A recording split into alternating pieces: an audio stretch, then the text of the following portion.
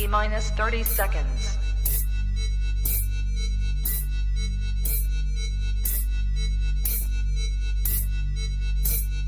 T-minus 20 seconds.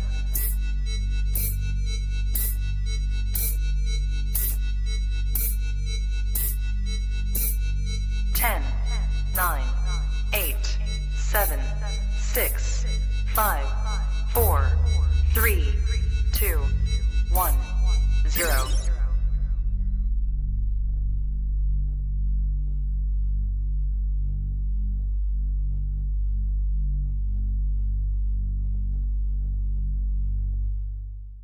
Shout out to US ARC and all the US ARC members. If you don't know what US ARC is, do not be ashamed. Simply click on the third link in the description below. Go to usarc.org. See what it's all about. See how you could actually protect your own collection whenever legislation might hit your backyard. You just never know. Things are changing constantly in the reptile hobby, and it's good to know when things are creeping up in your area. So shout out to Phil Goss, shout out to Vanessa, shout out to Jeremy, shout out to all the US ARC supporters and teammates out there. Cannot wait to see how much we fight this year to keep our animal rights. And if you're not a US ARC member, talk to your fellow keepers and just let them know what US ARC's all about, and they're here to protect our animal rights. Shout out to US ARC and all the US ARC supporters.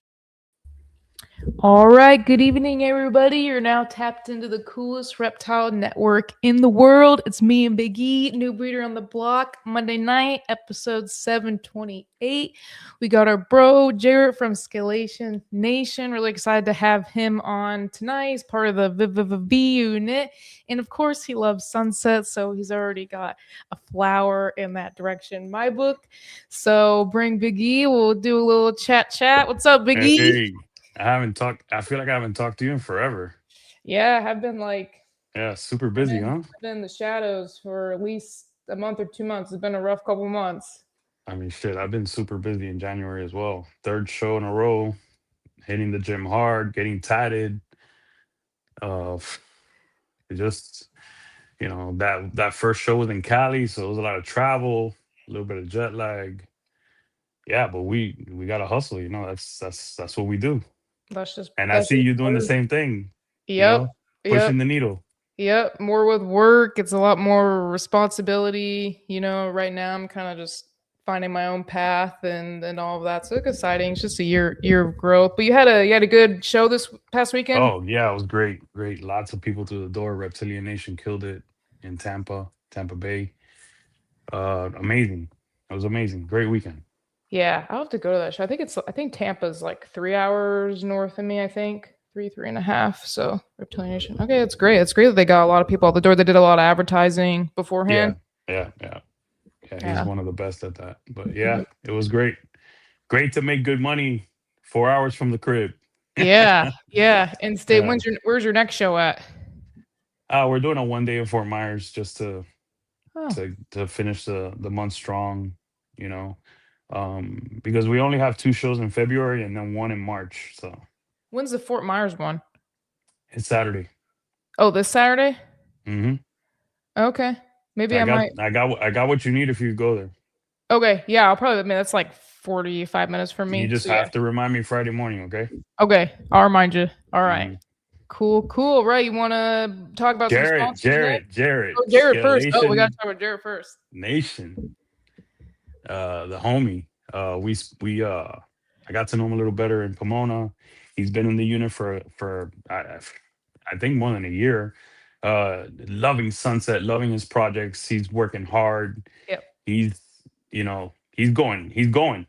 Nothing's gonna stop him. This young man he's not to be messed with. He's going. He's in your face. He's coming for you. So we love Jarrett. Very passionate about his projects. Doesn't really get swayed. What's hot and then coming. Because I was the one that kind of brought him into the V unit. I'll take the little. Oh yeah, I don't remember. Really? That's awesome. I was in like a Facebook group chat, Ball Python one, and he was in there, and he, there was just I could see he was really passionate about it, but nobody else in the group was, or they just weren't, not really into the genes, didn't really, have a direction. So I think me and might have been Brian from Heathen Hatchery recommended him join the V unit, and I think he did like that day. So yeah, he's great. He's also in the trap Patreon.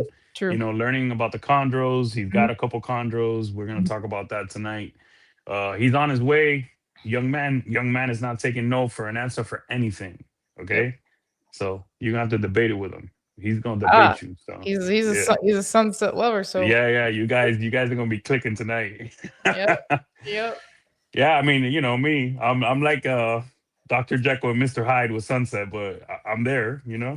I'm working it. I'm loving what I'm doing too. So Yep. all right, let's do. Let's do these sponsors. Let's see who we got first. We'll do Prague. Yeah, Prague. I don't know if you guys saw that. I think it's a hurricane yellow belly hypo puzzle. Might have. Did I say yellow belly? That animal is incredible. You guys got to go check out Prague MORPH. I'm gonna tell you guys easily. He has to be that #1 guy in Europe right now with the heat, especially with puzzle and hypo. They're killing it. The bottom line. Yeah, you got to go check them out. Dominating. Yeah, their animals are absolutely insane. So yeah, shout out to them. Then we got none other Morph Market Shipping. Morph Market Shipping. What else can you say? No, I mean I'll be using them, soon to get some packages out for a show for me for Tucson in March. I'm gonna use those savings for sure. No better way to ship than Morph That's Market right. Shipping. All right, and then we got Brett, Jersey Guys Balls. Love Brett. I've seen him, talk to him at several shows. Whenever we seem to just talk about life and in general and what's going on and everything. Brett's a hell of a guy. Brett's Brett's awesome. working some incredible projects. He's into the tornado now. He's got some amazing sunset, obviously. Monsoon stuff. Brett he's coming for the win. So Jersey Guy Balls, go check them out. Yeah, I really, really love Brett and the family. So always excited to see him. Then we'll do Canova and Clutch. So we got Canova here. Yeah, well, what else can you say about the undisputed heavyweight champ of the world? That's what I like to call Justin, and Canova, the Elon of the ball python game. If you don't know who Canova is, you don't know a rock or something, you better go check it out. They've got the best animals out there. Go check them out. Go check out Canova's Patreon as well. Justin and the team are amazing. Yep, great family and overall great person, very passionate, professional and amazing animals and passion and drive for the game. So then we'll follow up with Clutch. Clutch, I mean, I love it. You love Clutch. Look at your shirt. You're even wearing Clutch shirt. Yeah, I used it today. I filtered my pairings to see which females have not been paired yet. It was very helpful today. I'm very busy. I'm doing a lot of things, and that's why I'm using Clutch. Clutch is super, super, super beneficial. Go check it out. They have a 30-day tryout period. I promise you will not leave. You will stay with Clutch. Check it out. All right, you heard the man. Check it out. I'll play the Zoom Ed commercial, get to dancing, then we'll bring Jarrett on right after that. Sound good? Yep. All right, here we go. Sorry for the interruption, folks, but a quick word from our sponsors. Shout out to tonight's sponsor brought to you by ZoomEd. ZoomEd is proud to be supporting the Trap Talk Reptile Network. At ZoomEd, reptiles are our passion. For over 48 years, we've been creating premium foods, supplies, and habitats for reptiles and other exotic animals. We're a company made up of hobbyists that test our products on the hundreds of animals that we care for here every single day. Whether you're an established breeder or a first-time hobbyist picking up your first ball python, ZoomEd has you covered with everything you need to keep your animals happy and healthy. I'm excited to talk about this new product with ZoomEd called the Slither Sense. It is a remote temperature and humidifying monitoring system, which we all know how important temperature and humidity is to your reptile. And for you to have remote access to your temperature and your humidity in your reptile room could really, really be a game changer for the longevity of you keeping reptiles. So guys, make sure you check out that product. Find the link in the description below. Click on it right now. Give me your feedback in the comments below. Let me know how you're liking a brand new ZoomEd product.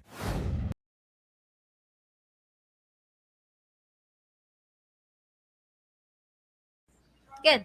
You ready for do more in the future? Trap Talk podcasts? Yes. Man, Only Trap Talk. Exclusive. Yes, Tell me. exclusive.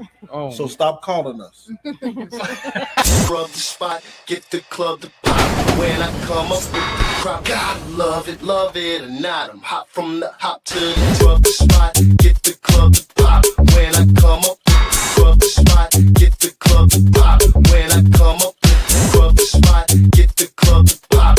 When I come up with the rub the spot, get the club to pop. When I come up with everybody, we do it. Everybody, we do it.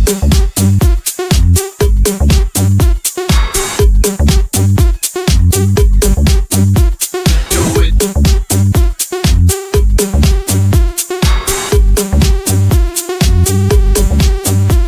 Do it.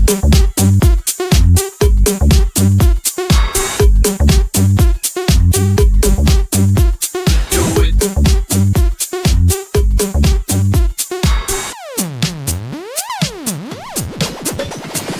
Rub the spot, get the club to pop. When I come up with the rub the spot, get the club to pop. When I come up with the rub the spot, get the club to pop. When I come up with the rub the spot, get the club to pop. When I come up.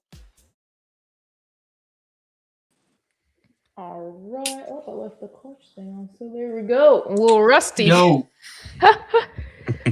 I can hear you, E. I can't hear Krista. I don't know What? why. Totally muted. Really? Yeah. You can hear me, right, Emilio? Yeah, I can hear you. You're gonna have to go in and come back, bro. I mean, go out and come back. Okay. That's not normal. Yeah. I can hear.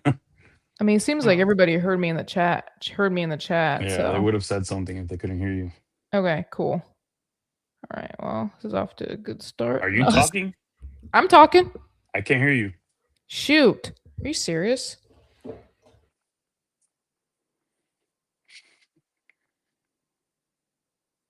Can anyone hear me? I can hear you. Oh boy. Can you hear me? Can hear Krista in chat. Okay, so I don't think it's me. I hear everybody. hears Okay, they everyone. can hear us. That's weird. All right, I'm gonna go and come back, I guess. Okay. All right. Looks like it's just gonna be me tonight. We can hear everybody. Okay. Well, it's not me then. No, Okay. I hear you. Okay. Cool. Yeah. It's just I don't know what that was. That's weird. I don't know. It seems like everybody in the chat could hear everybody. So I didn't hear anything you said about me. Don't worry in the intro. All I heard was E. all right. Those all good things. Can you switch us our positions or no? I can't be on top. Come on. Jesus. Okay. All Okay. right, Well. hey, so let's go. Jarrett, tell us about yourself. You know, when you got in, how it all started from the very beginning. Very beginning. We can go back to like, I don't even remember what year it was. I was probably 6 or 7 years old. Dad bought me and my younger brother a couple leopard geckos. And from then on, it was just an obsession. It was really just the leopard geckos. As I got a little older, I ended up getting a bearded dragon. Continued on with the leopard geckos, had some fish and stuff. And then, like a lot of us, discovered Brian Barczyk, snake bites, way back. This is like 2008, 2009, when this was a new thing on YouTube. And I just dove in, you know. I became totally obsessed with ball pythons. Mom wasn't too obsessed with the idea of having snakes in the house, like a lot of us when we were younger. So I eventually got one ball python. It was a normal. Ended up getting really busy with school into high school and then community college into college. So I rehomed that animal. And after I met my now wife, I want to say it was about 2019, I took her to the first Pomona Super Show that she had ever been to. And we had been together for a few years, and we decided to pick up an animal. We ended up buying a Super Fire from John's Jungle out here in San Clemente, John Levy. Had that animal for a while, and it just kind of sprouted from there. Picked up a few more, and it just kept going and going. You know, the obsession just grew. Eventually led into last year where I really wanted to restructure my collection, with the idea of having a super small but like extremely potent collection. So I ended up selling some things, and like I said, just buying some new animals, focusing on what projects I really wanted to work, writing things out, developing a plan, like a 5-year plan, a 10-year plan. That's when I found the V unit. You know, Krista actually introduced me to the V unit from a Facebook chat. So shout out Krista. Now I'm in the trap chat, enjoying everybody. You know, met a lot of really cool people. To name a few, you know, Joe, Chase, obviously Emilio, MJ, Shane, just having a great time, you know, having fun. Yeah. But also taking it seriously. It's not all fun, boys and girls. Yeah. Did you breed any of the other stuff before you got out of the other animals? No, it was just like a display cage, Okay. you know, the melamine with the 2 glass doors. First clutch was, I'm trying to remember. Well, before you go there, what was that first animal you decided to invest in? My first ever, like, back into ball pythons? No, that first animal. Once you moved on from the prior animals, right? What was that first animal that you saw where I need to have this genetic The first big one, I would probably say it was the VPI Xanthic G-Stripe. Okay. Yeah, I bought that animal. Didn't really know where I wanted to go with it, but I knew I had an idea of kind of taking it into clown, like the Kiki project. So I started growing her up. But I'd say my first big investment where I had to sit down and think about it, like, this is a lot of money, you know, is this something I want to do? Is this worth the risk? Was the Enchi Sunset. Okay. And I remember I bought her from John's Jungle as well. And that was pretty stressful, you know, driving down there with the cash. It was a day I'll remember forever, though. That was the first big investment into ball pythons. Mm-hmm. I've always known, as soon as I saw Sunset, when it was unveiled, you know, when Brian started working it, I knew I wanted to do stuff with that mutation one day when I could afford it and when it was more available. Obviously, the price has come down a little bit from the time I invested in the project, as all these projects, you know, that's what usually happens. But I would say that is my one of my big ones, if not the number one that I'm most excited about. Krista, you have any questions about what he's brought up so far? When did you get the Enchi Sunset? How long ago was that one? 2022, I think. Okay. Either late 2022 or early 2023, right in there. And when you, what was that? She was a baby? Yeah, she was I would say probably 2-3 months old. Nice. Yeah, brand new baby. And when was that first clutch? The first time, so when she was in 2024, I tried to put her to a hypo DG bamboo, because I want to see what bamboo does with Sunset, because nobody's really done much of that.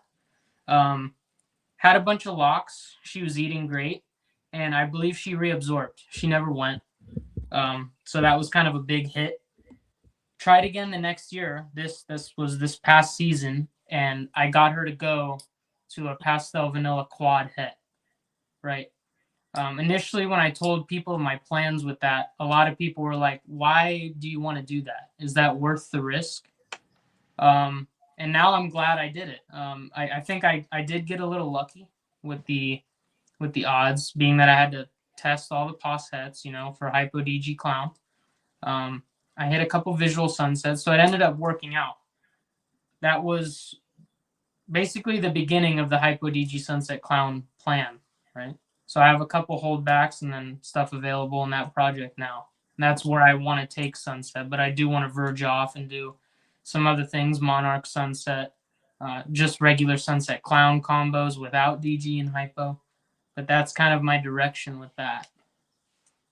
Yeah, I think that was a great move. You got to keep a bunch of animals and sell animals, put them on the market that you tested, and you got the double and triple heads, right?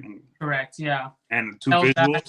3 visuals, right? The 2 visual sunsets I have available: pastel vanilla sunset het clown, and then I have a regular sunset het DG, and I'm holding back a vanilla clown triple het hypo DG sunset and a pastel vanilla quad het hypo DG sunset clown female. Yeah, that was a great move, man. Yeah. So I ended up working out. It was a big risk for sure. I could have produced like a bunch of pastels that were not het for the other 2 recessives, for the pos hets. Mm-hmm. But it ended up working out. So I was unsure as to what I wanted to do after the bamboo. Didn't want to go. And I think it was kind of fate that didn't happen, because I work with one of my good friends, shout out Hector, Honey Reptiles. I would say, other than Emilio, he's my other mentor in this. I've known him for 5 years, talking to him for a long time. And I asked him, what do you think I should do? Should I look for a visual sunset, het for clown? What should I do? And he told me, I'm working with Las Vegas ball pythons, and I have some combos that are quad het. It's a big risk, but if it's something you're interested in and you want to accept that risk and get into a project like a quad recessive project, then these animals, we can work something out. So that's when I bought that male quad het. I got him up to size quickly, and that first season, when I put him in with her, they just took off right away. Started locking like crazy, and she ended up laying 8 eggs, no slugs. So. And that was your first clutch, right? That was my first clutch producing visual sunsets. Yeah. That's freaking dope, man. Yeah. Your first clutch ever, or just No. I did 2 clutches for my first 2. Just basic stuff. I'm trying to remember. I bred an Enchi pinstripe pie to a vanilla butter clown, and I made a bunch of like combos with butter, pinstripe, different things that were double het clown pied. I moved all of those animals, and then I bred a cinnamon mahogany that was pos het pie from Justin, but it didn't prove out. I bred that animal to a super fire, and they both laid like 6 or 7 eggs each. So just kind of like a test run, right? That was my first year. Second year in, I produced the dreamsicle combos from last year. And then this was my 3rd year of production, where I bred that quad het to 2 different females, that same vanilla butter clown. And then I bred it to the sunset girl, the Enchi sunset. So I have visual clowns, het for sunset hypo DG, like that kind of, for multiple recessives. And then I also have the visual sunsets, het for hypo DG clown. I wanted to have like a variety of different things. And she was up to size and eating great, so I put the male to both those animals. Cool. Yeah. What would you say was that next investment and that next animal that really got you excited, aside from sunset stuff? Probably the Kraken project from Conduit Constrictors. I picked up a black pastel yellow belly Wookiee clown, and then from our boy Matt, I picked up a from Ball Brilliance. I picked up a Wookiee GHI Mojave clown. So that pair is going this year. Hopefully we make some Krakens. There's Wookiee on both sides. So, I'd like to see what happens with the super Wookiee stuff. Oh, yeah. We haven't seen much of it, but I would say probably that. That was a big investment. I upped my dreamsicle game. I bought a male blackhead yellow belly Enchi dream male who's breeding right now to my 2 visual yellow belly dreams. Bought him from Justin. Picked up a GHI hypo clown pied too. That was a pretty big investment. Not huge, probably she was like $2,800, something like that. And she's breeding as well right now. Where would you say what's your collection size now? I have 35 animals. It's small. Okay. And that's with your production from this year, right? Yeah, exactly. Combined. All right. What's like your ideal collection size? I can't imagine having more than like 50 to 75 breeders. I want I want like really excellent quality, but like boutique level. I don't really want a huge collection. I don't want a warehouse or a huge facility. I want to keep it small, and I want to work with the stuff I like and just put out like super, super high quality stuff. Yeah, I'm not concerned with quantity. I want quality over quantity. Yeah, pretty much a side hustle, side passion project, you know, lots of fun, Right. and lots of things to look forward to, right? Yeah, I'd love to do it for a living, but I'm just going at my own comfortable pace. Yeah, right? but you're also have a hella good job, and you kill it. So I mean, doing both the way you're doing it is great. Also, Yeah, I'm okay with both. You know, like, I feel like a lot of people out there sometimes feel like this weird pressure, or to say, oh, they want to do this full time, or they think that's the only way to do it. Man, I did this for, I would say, the most 80% of the time I've been in the game, it was like a part-time thing, you know? right.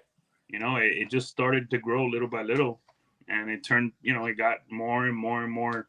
I got deeper into it, and it just eventually ended up happening.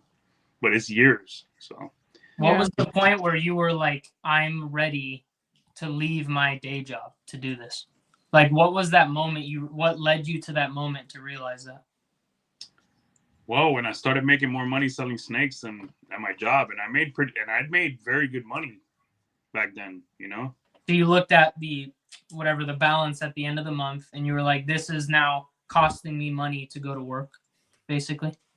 Not exactly. It's just I made more, and I told myself, if I do this 3 or 4 consecutive years, okay, I made a deal with myself. I said I'm gonna do this for a living. Yeah. Mm-hmm. Was that a scary conversation with Lisette? How did she feel about that? No, it wasn't, because she knows, you know, I make good decisions, you know. Mm-hmm. Good it's off of facts and no emotion, off of good data, and that's it. That's what I would tell people out there. You have to make decisions off of hard data, not emotions, right? You know, not hopes. You know, if you're raising a family, you know, you're just starting out. What I like to tell people all the time that are just getting in is, especially young people like yourself, man, you're just starting your life, you know. You need to make sure you're making really good decisions, especially you might start a family down the road, you know. Foundational decisions. It's a completely different ballgame, you know. Mm-hmm. Krista knows this. I've always told everyone, you know, all my people, you know, like, you have to make good decisions. You have to be analytical. You have to pay attention. You can't be emotional. You can't, you got to really do your research, you know? Yeah. And I notice everybody in this that is successful, I've never met one person that was 1 foot in, 1 foot out. Never. Not one. Yeah. It's all people that are obsessed with it. Mm-hmm. Have to be. Yeah. But I think... Go ahead, Chris. No, that's all right. I think there is a lot of pressure to do it, you know, full time. And I think people should just pump the brakes. I certainly have, just due to my full-time job. I don't even know if I'll breed this year. I think I just want to take it off and just get the rodent collection up, let everything grow. And I used to be in such a rush when I like joined, but now I'm really just kind of broke of that and just want to be a little more chill and more, you know. It's hard to curb that feeling, isn't it? Like that. Took me a while. Took me a couple years. Yeah. You don't want to fall behind. That's what they say, right? Yeah. If I don't breed this year, people will, you know, this never stops. Never stops. The reason I asked you, though, E, if that was scary when you moved, like from the day job to doing this full time, hopefully he's comfortable with me sharing this. But when I was at Miguel's place recently, we sat down with him and talked to him. Like when we first walked into his house, we had a conversation with him.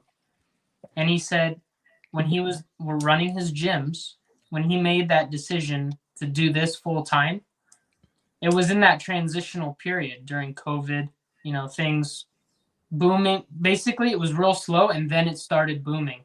And right before it started booming is when he decided to give this a crack full time. And he said it was terrifying. Like, it was scary to make that jump. So that's why I was wondering what your experience was when you made that decision. It wasn't. I wasn't scared. I had a nice amount of capital on the side. I'm covered. My bills go. I don't live over my means. Not that anyone. I'm not saying anyone does. Right. People do out there, but I'm not saying anyone in particular. But man, I've been in it too long. I know the ups, the downs. I know what to do. So I mean, I built it. I built something recession proof, and pretty much, God forbid something worse happens. Knock on wood. But no, I'm not scared. And you know me, bro. We go out and we get it. Yeah. You know, we know what we gotta do, and I have a hell of a team with my wife. You know, MJ. You know, my closest of people in my circle. We all work together to go out there and make it. You know, I put you two also in that. You know, Pomona, you came and helped me vend, and you guys are family. So, you know, you got to keep your circle small. You have to take care of your people and do the right things, and you'll be fine. But I did my time. Yeah. I didn't misrepresent. I didn't haul ass and take so much risk. I could have taken a little bit more risk. I probably would have made a lot more money, but I'm happy where I'm at, man. I'm happy where I'm at. So again, what I tell people out there is just, you could go slow. You could be the, you know, the tortoise and not the hare. Right. You know, I hate to say this, but the tortoise won the race. Yeah. You know, the hare, you know, he might be a little bit more famous during the race, but he ran out of gas, bro. You know? That's what I wish more people understood. Like, we were talking about the rat race and it being, you know, from the outside, when you first get into this, it seems like, oh, people just dump a bunch of money in and they're successful. They don't understand. Like, when I vended with you, it sunk in. Like, he's been doing this for 20 years. And I've been in the V unit for over a year now, and it's every weekend, show, and it never stops. Well, not anymore. Easy. We're looking to do 25 shows this year, not every weekend. But yeah, it's only like 52 weeks in a year, so like at least half a week. It feels like every weekend. I mean, from how we're looking at you, it feels like you're out at a show every weekend. I don't know. I'm trying to paint the picture that it's not easy. No, it's not. Come into this and just hit it big. It's not easy at all. There's I love the comment you said that I'm 40, I'm going on 46, and you went home fucking dead tired, and I was fucking like still going and fucking waking up at 4 o'clock in the morning the next day. And remember that shit? Yeah, you have to. There's no way you can do this and only for the money. You cannot. Like, you'll burn out within a couple years. There's no way you'd have that energy if you weren't passionate about it. Yeah, but you know, that's how some have built their business. You know, Bob is one that he'll say it. He did 40 shows in a year once. He built his business to a point where he doesn't have to do that anymore, and he's inspiring. Now he's doing his own shows. Bro, you know, you gotta build it. You gotta work hard. You gotta hustle. Yeah, I've never done 40 in a year, but I think the most I did was I think 29 in a year, 30. That's a lot. But yeah, man. Again, the reason we bring all this up is because it's good to put the brakes or push the brakes a little bit and just slow down and don't lose your passion. You know, people, don't lose your passion out there. This is what it's all about. Look, I'm 20 years in, and they both know. I'm like fucking in love with this game. Yeah. And I need to ensure that I don't work myself into the ground where I lose the passion for it all. So, right. You know, I advocate to you guys and to everyone out there listening, you know, do it carefully, do it moderately if you have to. Don't do too much, because then you lose what you love, and then how do you go back? You know? Yeah. I try to remind myself we create long-term plans for a reason. Mhm. We create 5, 10, 15-year plans for our breeding, for our pairings, for a reason. The reason is because it builds you up over time, obviously. But then also, if your animals decide, fuck this guy, I'm not going to breed for him for a year or two, you still have 3 more years to meet your 5-year plan. You never know what can happen in 1 year. So I have to remind myself stuff like that too. Like when the Hypo DG bamboo didn't end up producing with the sunset. Sure, I was set back, but look what happened the next year. Mhm. You got some better. You got some I good got stuff. better stuff. Exactly. Yeah, So, the odds and the pairings come around, especially when you have other plans that can make you happy. Crystal, what would you say? To I don't want to. No, say for what? I'm listening. No, I don't want to just take over the episode. I want to let you speak, and then I go to the next topic. No, that's all right. I think I kind of had a question with your collection size. You said one of your projects is like Sunset Hypo DG Clown. I mean, that's a pretty big project that probably would take just one whole rack just for that one project. So how do you see yourself? Really bad odds, yes, I think. Yeah. So quads, what kind of like incomplete dominance do you want to put into that combo? No, and first, how many animals do you have currently for the project? Yeah. Right now that I've held back, including purchase, I have 3. I have a vanilla clown, triple het Hypo DG Sunset, male. I have a female pastel vanilla quad het, and then I have a visual sunset clown. Right. So I don't have too many incomplete dominants, but I am looking right now for probably an additional female. Maybe so. I really like leopard and sunset. You probably need another 2 or 3 females, correct? Would you say? Yeah, I would like another 1 or. And then do you have a backup male? If I decide to take 1 male off Morph Market, yes. You need a backup male, bro. Yeah. Every project. I'll either buy another male or I'll hold back an additional. Well, you have to see what your options are, right? But every double recessive or triple recessive animal project that I have, the way I've built it is having 2 males. Right. Yeah. You have to have at least 2 males, and maybe sometimes even 3, depending on the size of the project. I'm definitely not overlooking the possibility of acquiring another male or maybe even a 3rd male. I do want to get something with fire because I think vanilla cream sunsets, especially vanilla sunset clowns with Hypo DG would be really cool. Nobody's done that. I don't think look.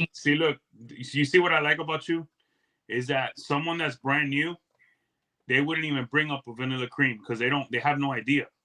Mm-hmm. They haven't been in long enough. Vanilla cream. Look, I've thought about doing vanilla cream, Exantic sunset. I've thought about all that shit. That's a dope ass animal, bro. That's a really good combos. And it was just a reminder, like shout out Greg, right? AAA Reptiles, Greg Lovato in our chat. He posted some vanilla cream stuff recently, and just vanilla cream by itself is impressive. Yeah. I can't even. Nobody even knows what it's gonna do with sunset. That's where I want to go. I want to explore territories that are uncharted. Mm-hmm. Right. Mm-hmm. Especially with Hypo and DG. God only knows. I mean, there's so many different ways that could go. What are your thoughts, Biggie, for him, like on a backup male, like buying a really, like say, a DG clown male with a ton of incomplete dominance to kind of shoot those in? I mean, I was thinking powerful clown combo that's het sunset. That's where I wanted to go. Yeah, he has to decide what he wants to do exactly. I mean, off the dome, I'd love to see Cypress in it. Yeah, for sure. Shout out Miguel, Cypress. Yeah, Cypress. I'd have to think a little bit. With Sunset, things could be complicated. Yeah, sorry guys. That needs deep thought. Yeah. But Cypress comes to mind immediately. Special. Hurricane, yeah. Brock recently, I don't know if it's still available, but he had a red stripe, fire, hurricane, clown het sunset. But it's a girl. But something like that as a male, essentially. You wanna ensure you're putting pattern on the sunset clown. Right. Yeah. Yeah. You know? Yeah. Spot That's nose. why I like leopard. Leopard with sunset. I don't know what it is. It just explodes the pattern. Mhm. It makes it busy like a matrix pattern, which I like. So I think leopard is underrated. People overlook it in a lot of stuff. So yeah, sunset darkens it quite a bit too. So Yeah, for sure. Yeah. Leopard, it's a cool pattern mutation, but it also darkens stuff. So So you're kind of in a tough spot where you've kind of been drawn more to being balanced when it comes to Ultramel and Monarch. Bro, like it's crazy what Ultramel's done for Sunset. yeah, but I think, and I know Krista, you're in the project, so I don't want to say anything negative, but I think everybody is gunning for Ultra Suns right now. I mean, So it's like How I'm could gonna you go not? the other way. I'm gonna go Monarch Sunset. yeah, you have to because it hasn't been done yet, and we all want to see it. Yeah. Yeah, but man, holy crap, bro! I can't wait to see more Ultramel Sunset stuff. Yeah, I think stuff darkening the Ultramel will make Ultra Suns even better. That's the dark sunsets opportunity. That's when you put mahogany, black pastel, stuff like that. Because as an adult, the Ultra Sun really lightened up. So the one that Morph Jungle hit was stunning. Justin Weinrich. I also, hitting on leopard, clown, black pastel, Ultramel stuff like Portuguese, the animal we saw at Pomona. Holy shit. I want to see more monarchs like that made soon. Hopefully everyone's, putting that pedal to the metal with monarch. We need to see more monarch animals, bro. I'm trying. I mean, split pairings, not in-house, but I'm working with Hector on quite a few monarch combos where we can hit visual monarch clowns, multi-gene clowns that are het monarch, stuff like that. Yeah, I have to say, I've said this before. I've said this before on the podcast. I think the monarch breeders have a little bit of pressure. I think no one saw this massive resurgence from Ultramel. It's always been beautiful. But Monarch, to keep it, 100 had Monarch had Ultramel by the balls for a little bit. But 100%. But right now, man, I have to say, Ultra's back. You guys, you Monarch breeders, let's go. Okay. Yeah, I want to see some stuff. Make me eat my words. I'm trying. I like both. Like the stuff from Portuguese, that acid Ultramel combo he brought to Pomona, that was impressive. It made me want to do both. But I don't want to overwhelm myself with the T positive stuff, so I'm sticking with Monarch.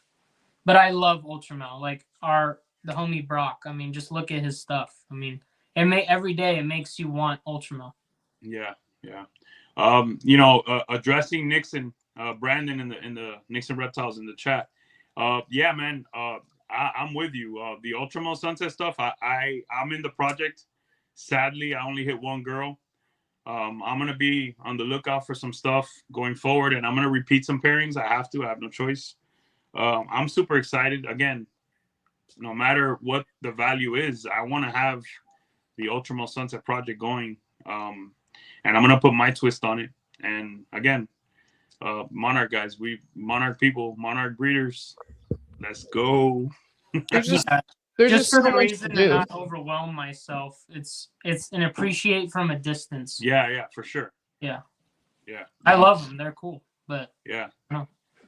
There's so much to do with Ultra Sunset too, because I mean, not everything's even really been looked at with Ultramel, even though a lot of people are working. A lot of people just kind of went for the doubles and triples right off the bat and haven't really actually looked all through the Ultramel combos themselves. So if you can just imagine that with Sunset, where just only a few have been made, there's infinite sort of, combinations to be done with it. So I know you love lavender. Oh yeah. Lavender albino. Bro, I'm working the Sunset Dreamsicle project. And you better call me when I will. Hey, that girl's growing big time, bro. We'll see what happens. Yeah, man, I'm excited. I'm excited about the lab stuff as well. That's probably the only lab project when it comes to the cutting edge stuff that I'm gonna be working going forward. I'm excited about that. I'm excited about Sunset and Lavender. What could you say about that? I know you are. Boa make that first one. I know you are as well. Yeah. Oh my God. Talk to me about the Lav Sunset project. Besides a crazy puzzle animal I want to acquire this year, hopefully with Hurricane, Lav Sunset is my number 2. It might even be number 1. When I saw Brad Boa's Lav Sunset, I don't know if anybody in the chat's real familiar with boas. I know a little bit about boas. I'm not an expert and I've never kept them or bred them, but I follow them and I follow the mutations. When I saw the Lav Sunset, I knew this is the key to the red dragon in ball pythons. This is the foundation for that. Right? When we bring in stuff super blackhead to really darken it, that's going to make those rich oranges and reds come out even more. We just saw Lav Sunset by itself. What does it look like with blackhead, yellow belly, GHI, Wookie? We don't know. There's so many directions. What's it look with like the starburst animal? The starburst is what again? Enchi? Enchi Lav. Enchi Lav, and was there anything else in there that made it better? No, I mean, Justin's done a bunch of stuff. I have a blackhead Enchi yellow belly dream. Cost mahogany. He's definitely doing work right now. I love that project. But yeah, Enchi and lavender, I like it, but I like lavender without it too. I like the crisp whites, the contrast with the purplish yellows. The Enchi brings in the pinks, right? So that could be another plus for Sunset Lav to bring Enchi in. Right? So imagine adding red stripe to that. Exactly. Yeah, because you see what red stripe does to Ultramel. I freaking love what red. Honestly, I have to say, when it comes to red stripe interactions, I think the one with Ultramel might be my favorite so far. So imagine that once you add Sunset and Lav and Enchi, maybe Orange Dream. I think I think holy shit, you got an amazing animal there, and then add Pied in there. Yeah. You know, hopefully you get. I want to make Sunset Lavs with and without Pied. Yeah, hopefully you get low whites, and it makes it even richer. So again, so much to do, man. I really think the dark stuff is where to go. The darker you can get the sunset, like a lot of people don't like, and including me, I don't like really, really dark sunset stuff. I don't like GHI sunset. Yeah, but what happens when you invert that with lavender? Yeah, because like with the lavender, it loses a lot of the pattern for me. So if you can bring something in that will highlight or start the pattern a little bit, maybe the dark stuff. I don't know. I'll take the pattern loss to make it more red, though.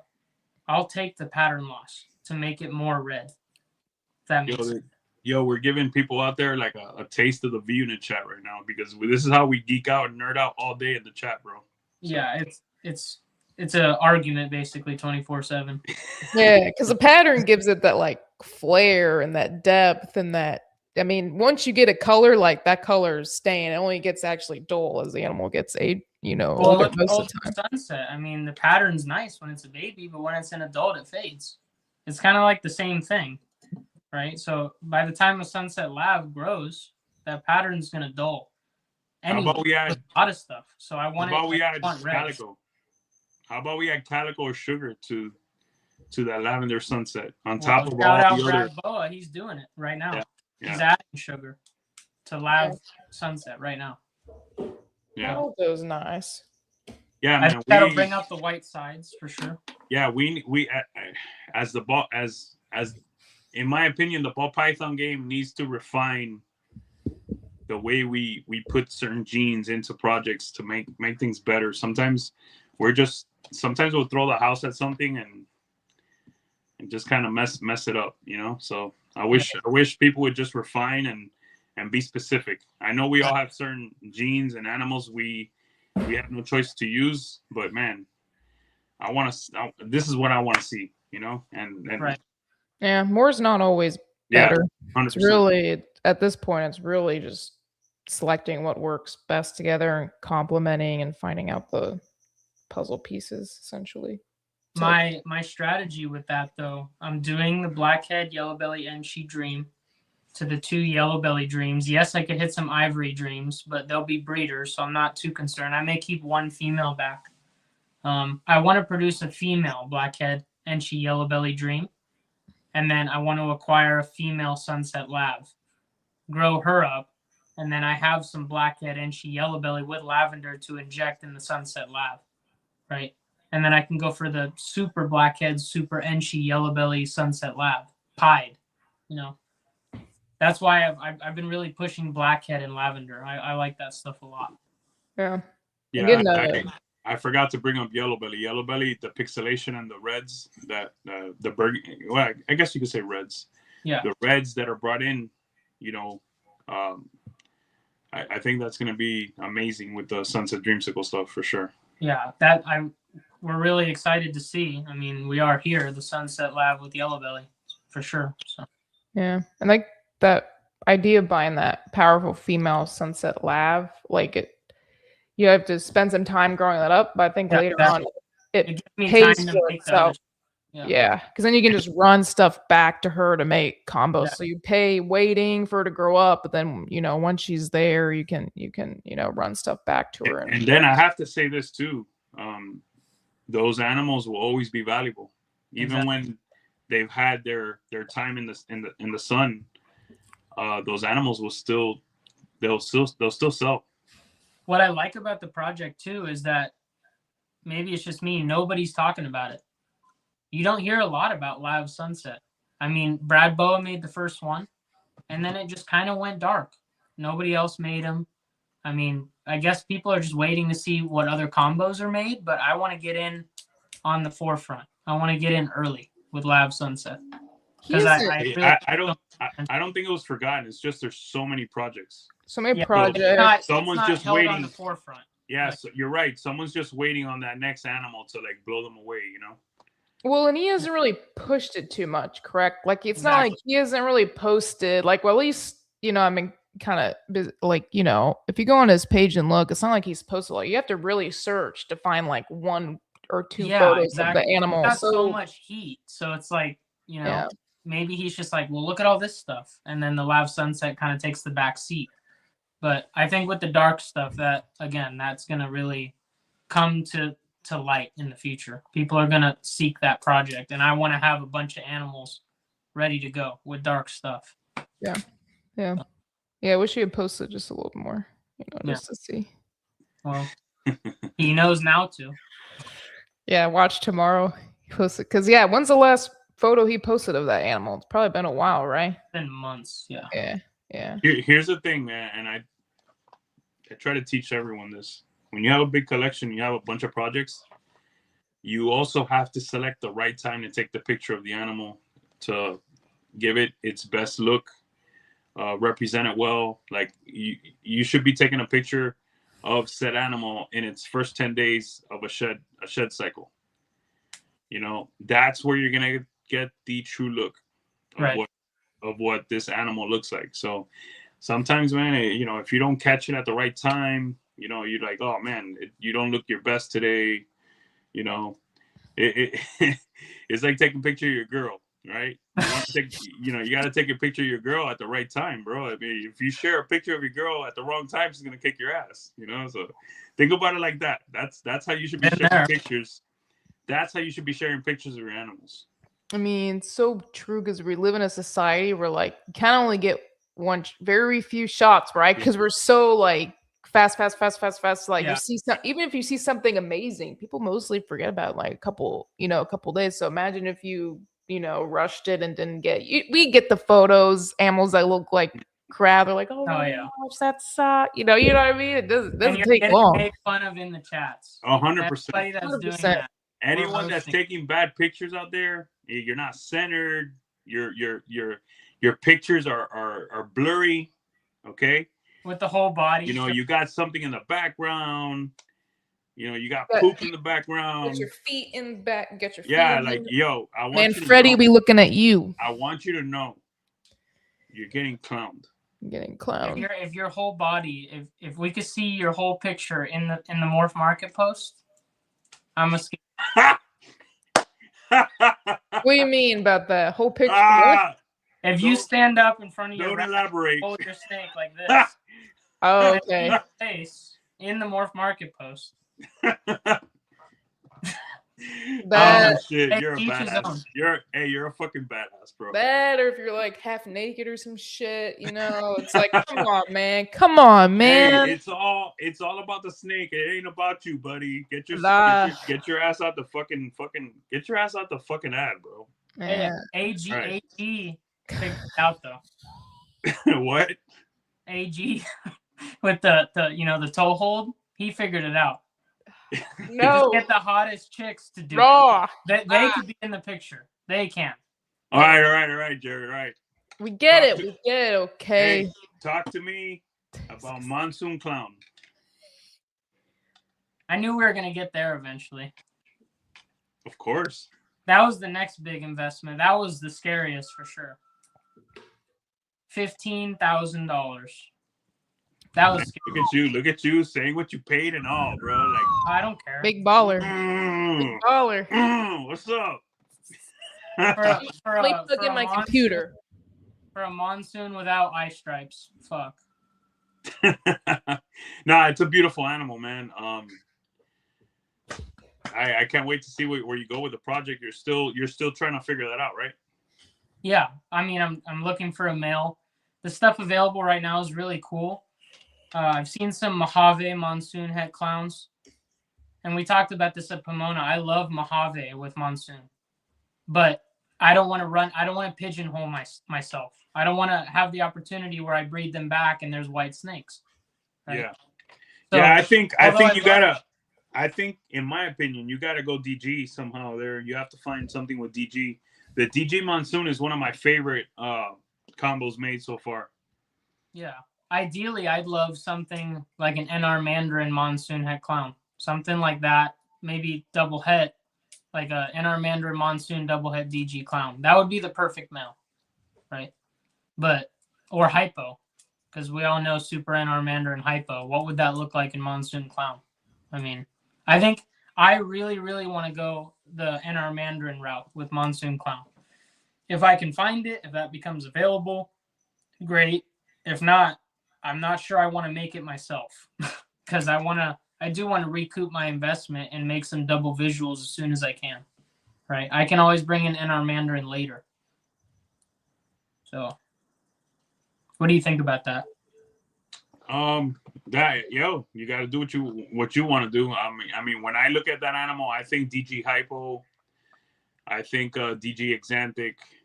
That's what passes through my mind automatically. Maybe some codoms in there as well. But yeah, for me, off the rip, immediately I'm thinking DG hypo, maybe some exantic in there. It all just I'm at the mercy of what becomes available as far as buying a male. Yeah, and then obviously het clown has to be in there as well, at the very least. Yeah, that's what I would be thinking, bro.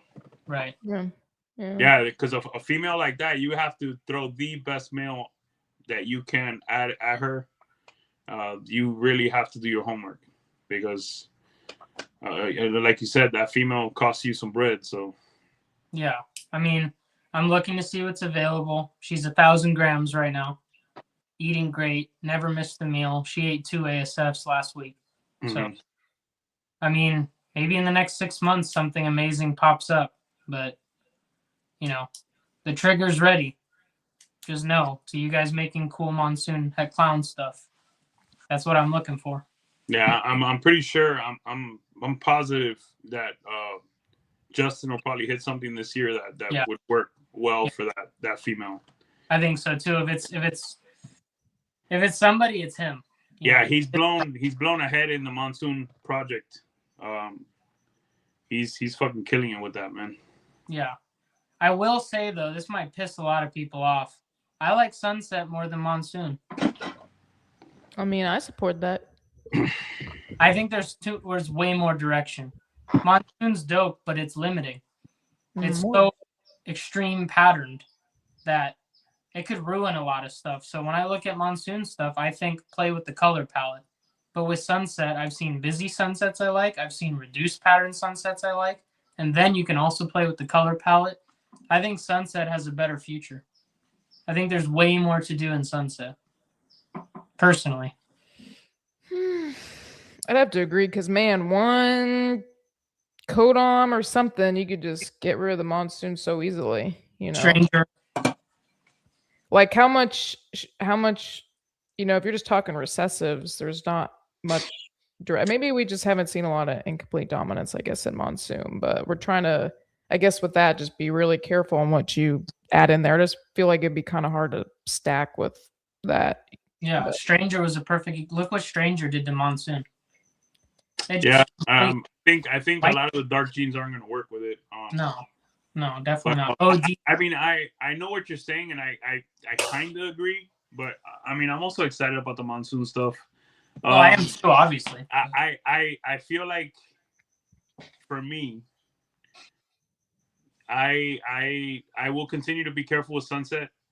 I feel like I'll always be able to sell monsoon stuff, even with the way the pattern is. I'm gonna be fully excited about monsoon for a long time. But you know what? I kind of agree with you when it comes to potential high end, like, possibilities of hitting stuff that looks super different out, to other stuff out there. Yeah, I guess I would agree that sunset is a little bit, it has more potential. You know what? I agree with that. Perfect. But it also has potential to give you animals, if you're not careful, that are going to be a little difficult, a little difficult to move. Well, so does monsoon. Monsoon's hot right now, but eventually, like, look at the stuff, the Stranger monsoon stuff. It's been sitting for a while. I mean, yeah, but you got to stay away from that. Right. Yeah, I mean, well, but I think there's just more you could do with sunset that could give you some issues. That's all. Yeah. Yeah, but that's me. But perfect time to bring up sunset exanthic. I mean, long term project wise, yeah, I agree with you. Sunset's away, I would say. Yeah. Yeah. Perfect time to bring up sunset exanthic. I mean, everyone's overlooking that. I think I told Chase the other day, I was like, E is a genius for going after the sunset exanthic stuff. Because what does exanthic do? It pulls reds and yellows out of an animal. Sunset is red tones. So you're going to see an animal that's super grayscale. I think it's going to be amazing with sunset. Yeah, I mean, we'll see. There's quite a few of us that are doing it. For me, I felt like I had to do it, and I'm excited. So, is anybody gonna clip me saying that? By the way, in like 2 years, if it sucks, they're gonna clip me saying that. I think it's gonna look good, bro. Yeah. Is someone you think will close to be hitting it this year? I know some other people working it, but I don't know how. There's always a chance someone will, but bro, with the odds, it's difficult. I feel like you have to have a good 4 or 5 animals, 4 or 5 females going that have nice size, so you can get good clutches. What are your pairings with that project right now? Well, I know if I get lucky, I might have at least one girl go, but it's next year really when I have an opportunity. But this year, is it double het to double het? Like, what are we working with? It would be homozygous double het to triple het. Yeah. Triple het what? Sunset. Yeah, sunset exanthic pied. Oh, okay. Cool. If they even go, I mean, but there's always a chance. Man, I it's just think a pied. The bad part of that is of breeding the girl young is that if you get 4 or 5 eggs, the odds are fucking terrible. Right. Yeah. So I mean, we'll see. Again, the main thing with these projects is having 4 or 5, 6 girls at your disposal. Right. If you have the numbers to work with, yeah, ideally. Yeah. Now, I don't think anyone has that. I know Bob has some animals growing 3 or 4, maybe 5. They're young. Mine are a year old, a year and a half. No, I'm sorry. Mine are close to 2 years old now. I know a few other people. There's one more person I know has some animals. Miguel has some animals. He has a chance this year at a few of them going, but again, it's the odds, man. I think that's the most overlooked project in Sunset. I really do. Not a lot of people are doing it, like you said, and the person that does hit it, I think it's going to pay off huge for them. I think it'll be interesting on the Xanthic used as well. You know, really, I think you're going to see a difference with the finer bred things than the, you know, because there's a lot of variation with Xanthic. Would you agree with that, E? I would say, I mean, yeah, like your Xanthic Sunset's my Xanthic's really nice. He's refined. I don't have any brown Xanthics. I have dark charcoal gray Xanthics that are fucking dope. Yeah. When I hear the whole brownout thing, I hate that term. It just doesn't make sense unless it's trash. They're not silver anymore, but they're like this charcoal gray that is still fucking dope. You put it next to a normal, and it's to me they're still incredible animals. But yeah, that's why we continue to refine and we add better genes to try to keep that silver. Yeah, you got to put stuff like OD, yellow that belly, silver, that white. You know, I'm more of a fan of the silver blue look. Yeah, the TG look.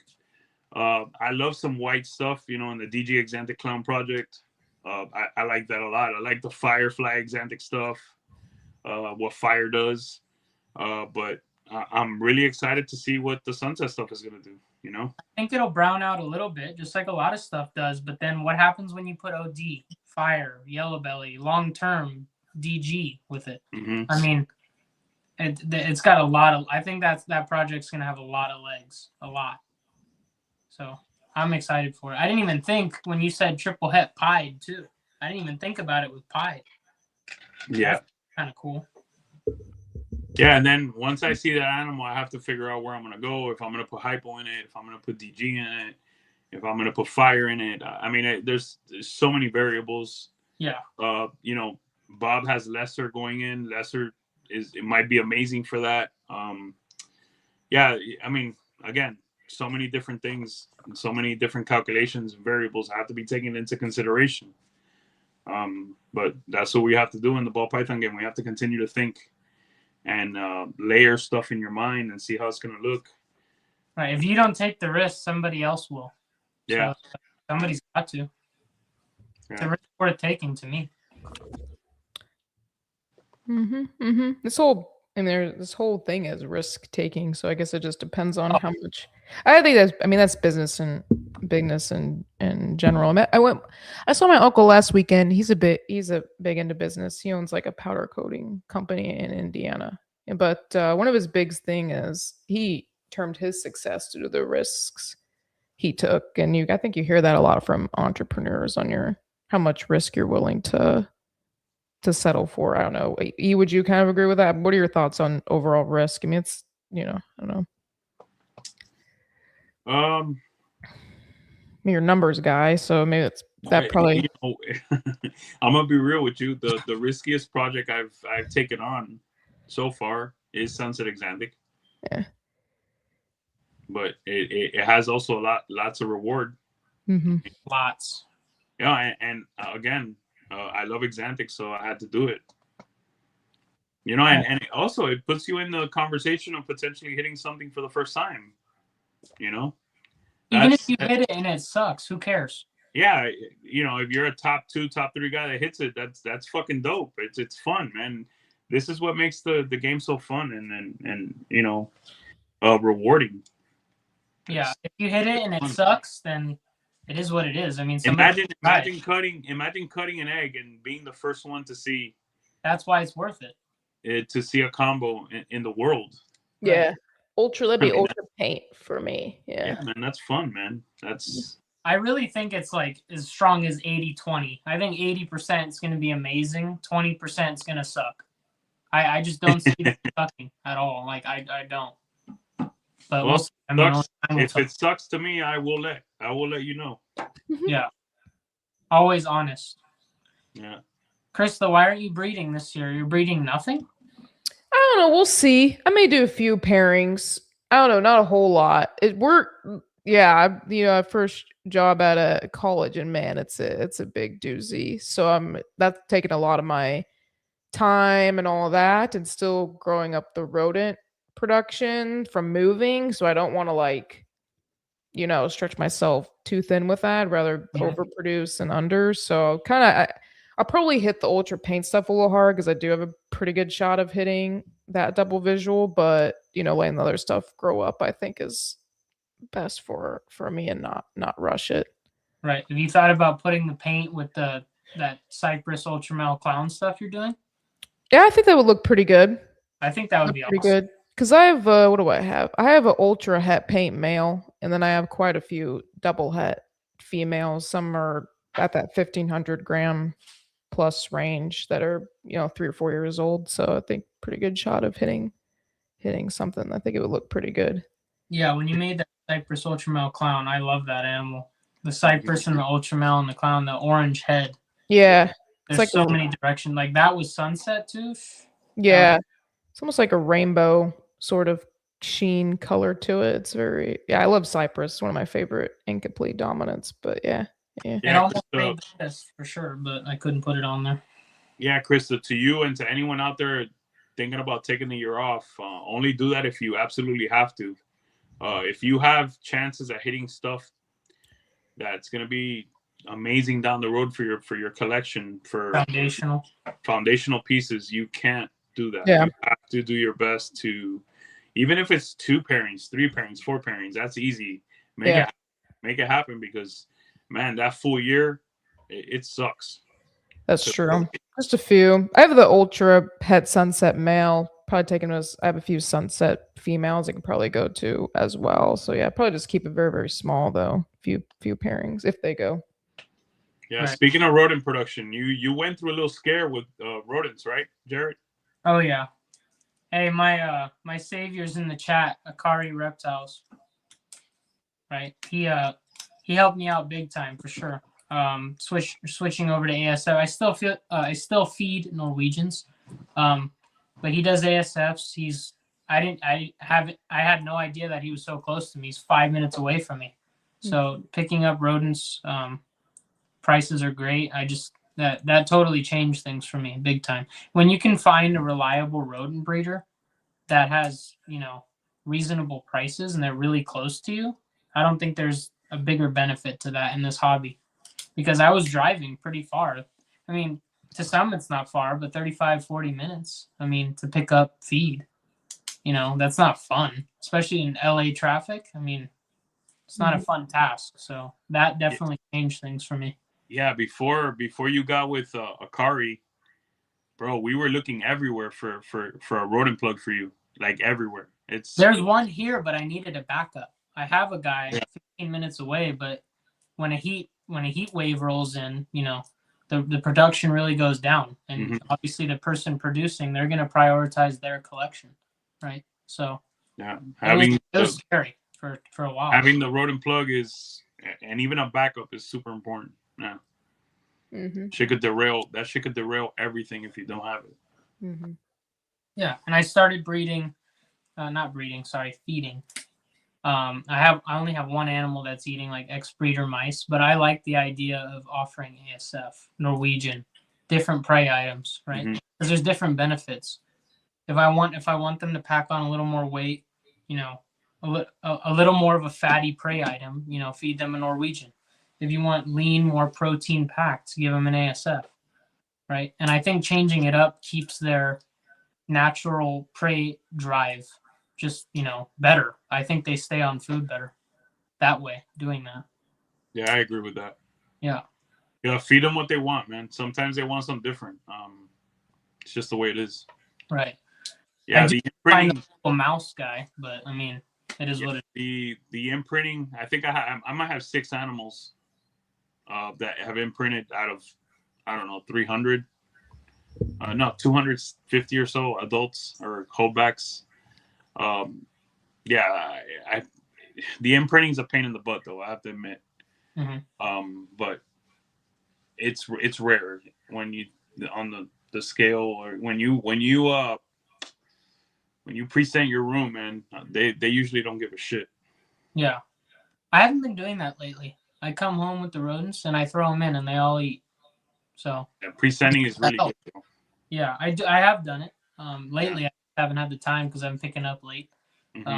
So I'm just coming home, throwing them in there, and everybody's eating. Luckily, right now, even my breeder. Same day, same feeding day, or always, or no, it changes. I just go with the flow. Whenever my guy's available, I'll shoot him a text because he's so close. It's literally like no bullshit. It's like a 2 or 3 minute drive. It's like right down the street. I'm almost like kind of pissed I didn't meet him sooner, but KG Bomb Projects actually linked me with him when I was at his facility just chatting with him. I was talking to him about the rodent issue, and he goes, you know, you don't know this guy? He might be really close to you, and he gave me his number. And I linked up with him, and I sent him a text, and sure enough, he's literally down the street. So it's like small world, you know. You never know who's around the corner. Things can change, you know, within a day. So yeah, you know, for everyone out there, I like to keep the animals on a schedule. Same day, present. It's worked out really good for me. But hey, you know, if you'd like to do it that way, bro, you know, it works. It's not that I like it. It's just I'm busy. Yeah. You know, things come up. I'm just feeding whenever I No, get. I feel you. I feel you. Yeah. Maybe I think if you think about them in the wild, I mean, they're not eating on this. They're also not in tubs, but they're not eating on the same day every week.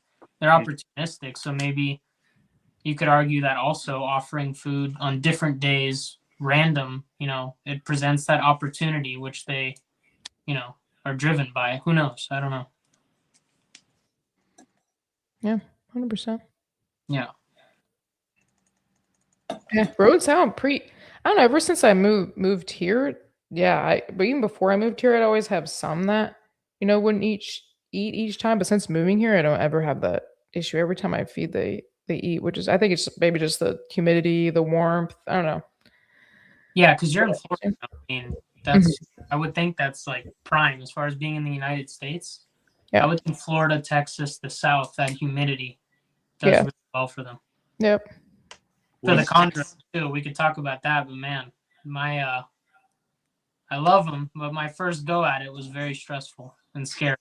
They're fun. They're fun. I've only been bit once so far, but it tries to get me. It's calmed down a little bit, but man, it still tries to get me now and again. It will like go up the tongs to try to get my hand, like just doesn't want. I mean, then it'll eat the rodent, but at first it's like trying to get me, and I'm like, what the heck is this?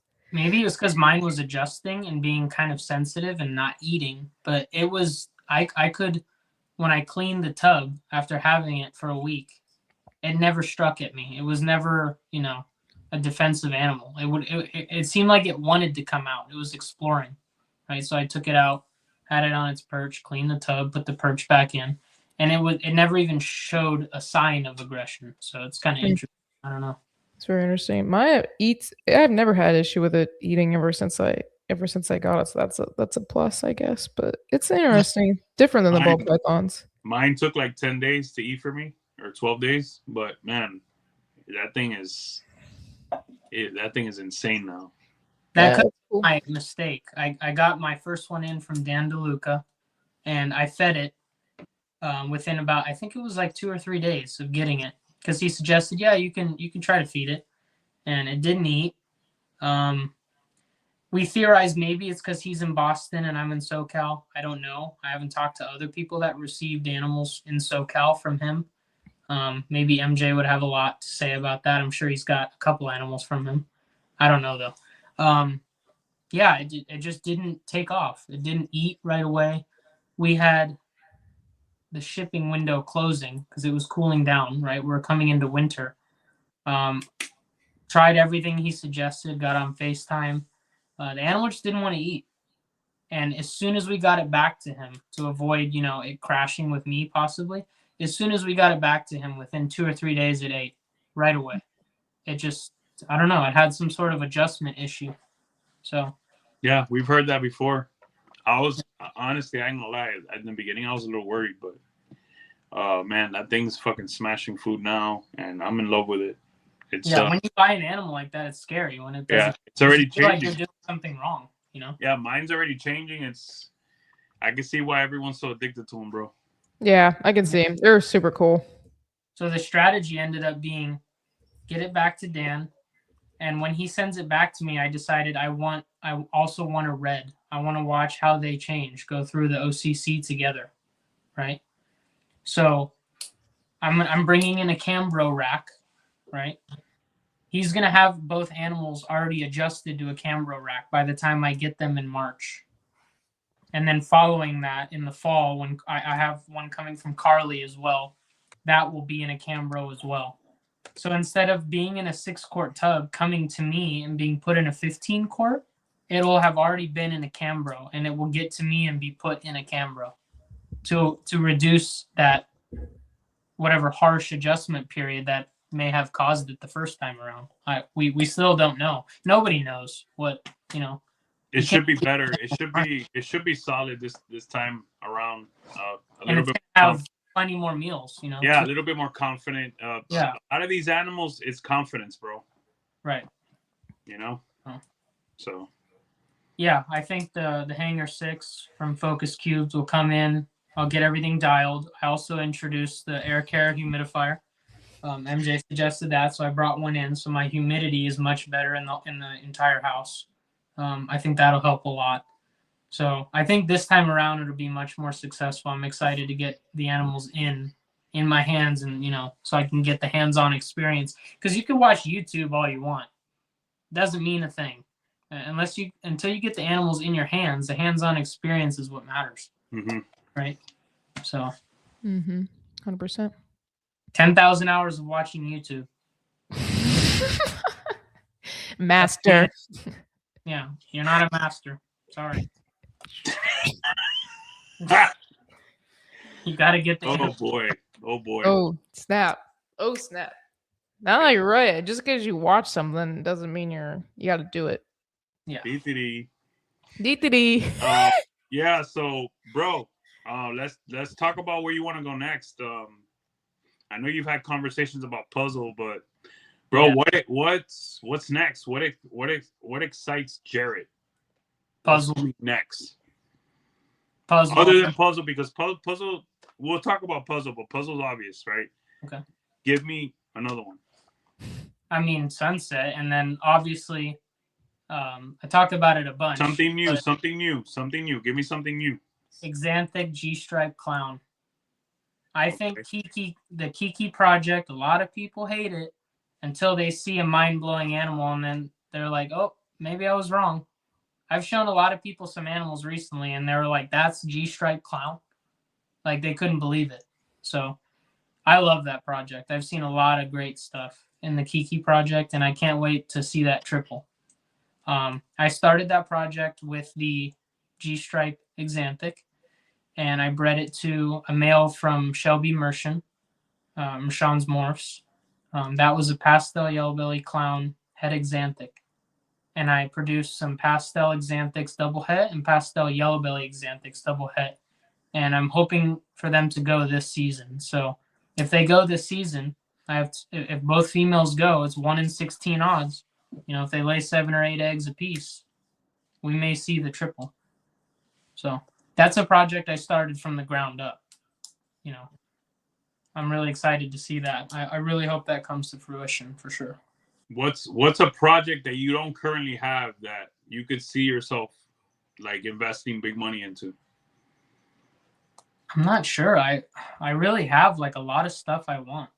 Okay, yeah. So right now you're pretty much set for now. Yeah, I have the 2 animals coming in the next probably month if things warm up a little bit. If we see another window from Herbert from HB Reptiles.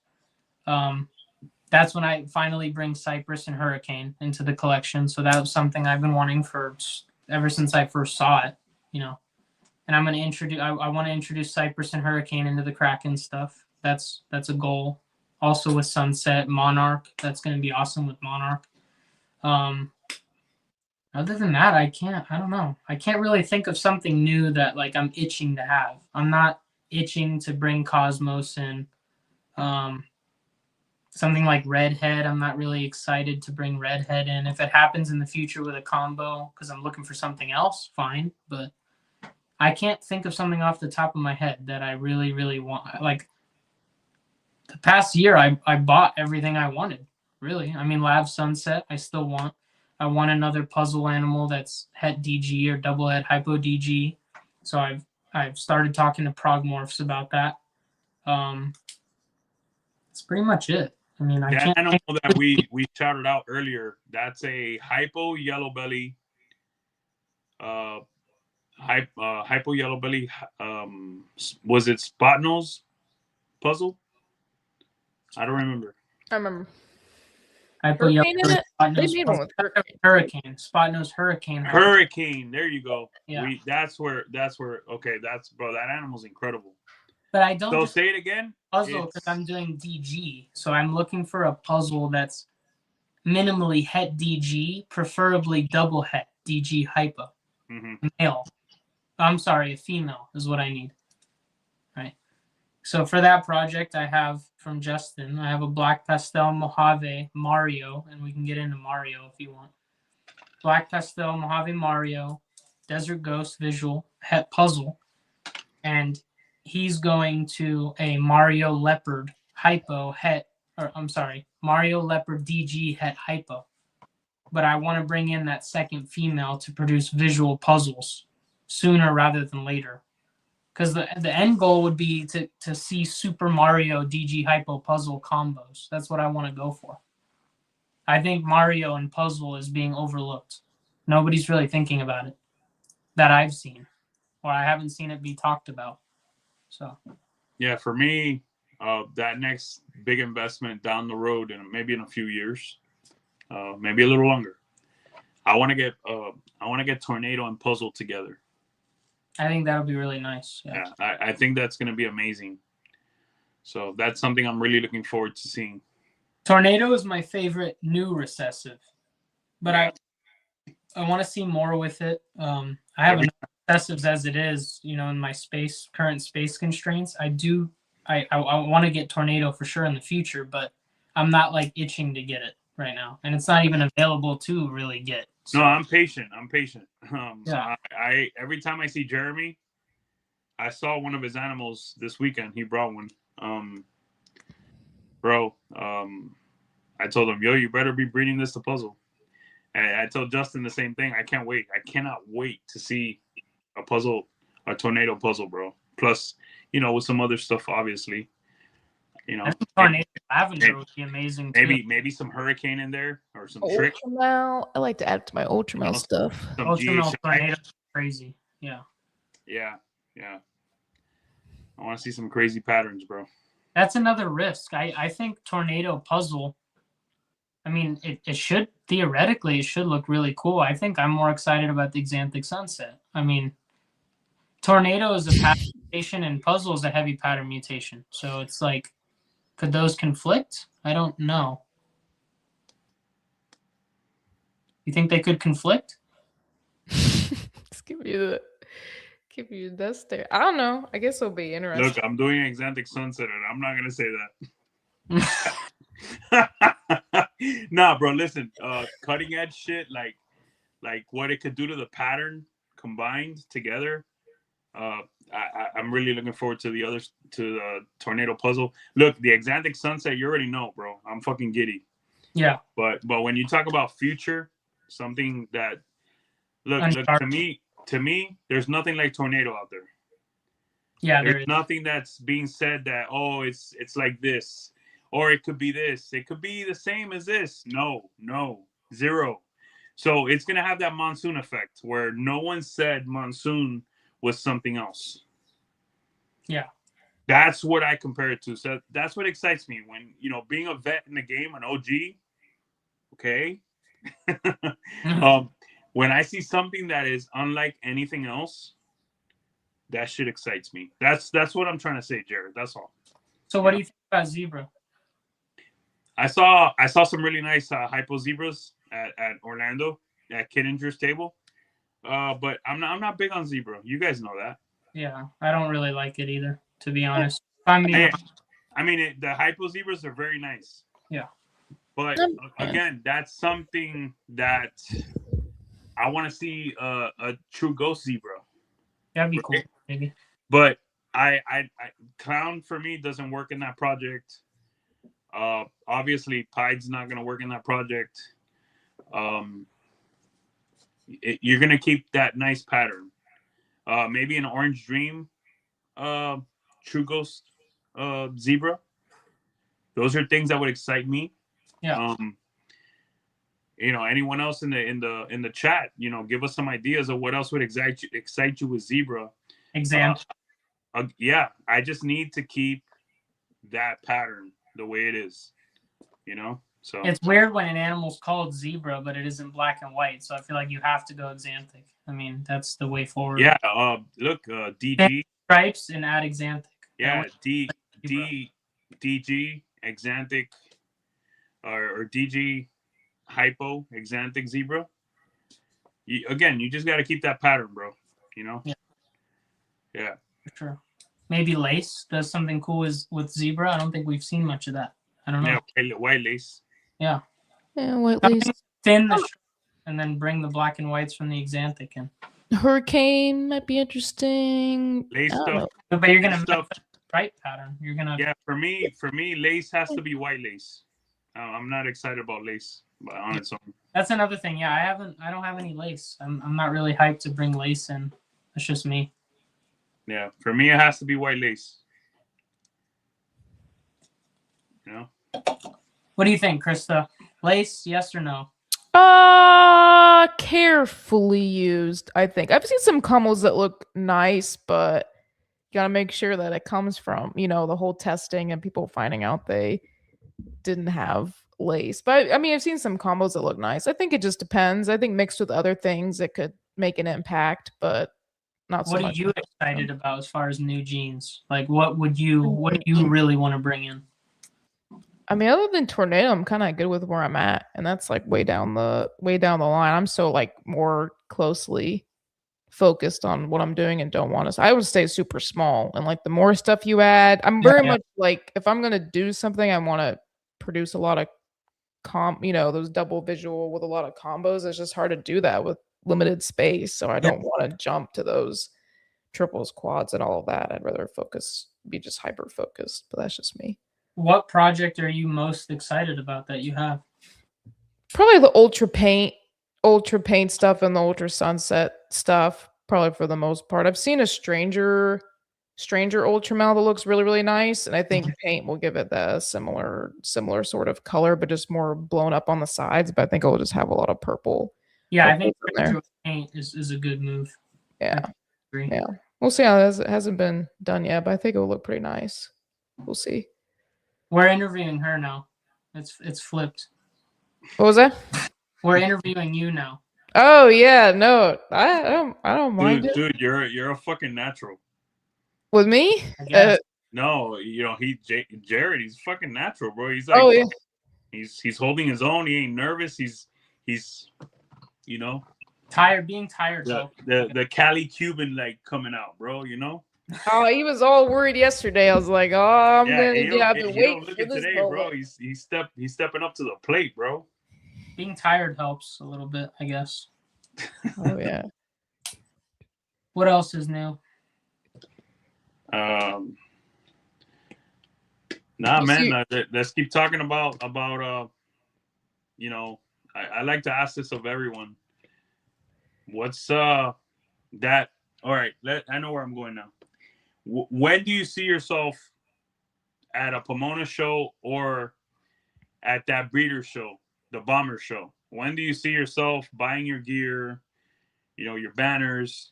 By the way, you have a beautiful logo. Okay. Thank you. Appreciate it. I think you've done a very good job with branding. And bro, you did that on your own, correct? Yeah, just from scratch, Yeah. I kind of I like the red, white, and blue. The scheme, obviously, we're American. Mom came over from Cuba, so I wanted to kind of mash that idea, the red, white, and blue from both flags. I love badge logos. So mix that with the gold star, I just thought it looked really clean. And early on, mutation creation inspired me. So I thought, what if I could be mutation creation in the States? What would that be? So I came up with Scalation Nation. I don't know. That's just it. Just came off the dome one day, and we stuck with it. Very cool. Yeah. So when do you see yourself vending a show? Representing. Well, we want to produce some cool stuff this year, but typically I don't have hatchlings land until August. So I mean, there's a possibility if I share a table with somebody. I don't know if I could. I want to do my own table. I want to vend it with someone like you or KG, like a vet, and share space with them. And I want to have that experience, that introductory experience, because I am kind of nervous about jumping in head first, doing it just by myself. I know people will be there to help me, but for some reason, I think I'll be more successful if I have that introductory experience and vend with another person that has time vending. So there's a possibility October. I don't know if there's an October. It's not an October Pomona, right? No, it'll be. They have Anaheim coming up, and I believe in July. The pet fair. So I won't even have hatchlings. So but it could be next year. It could be, honestly, maybe you could, take a spot with me or take a spot with KG or another homie in California. But you could also, maybe take one table at the breeder show. That will give you a nice little taste of vending. These shows coming up soon here, though. I think within the next couple months. And you would do next year, Right.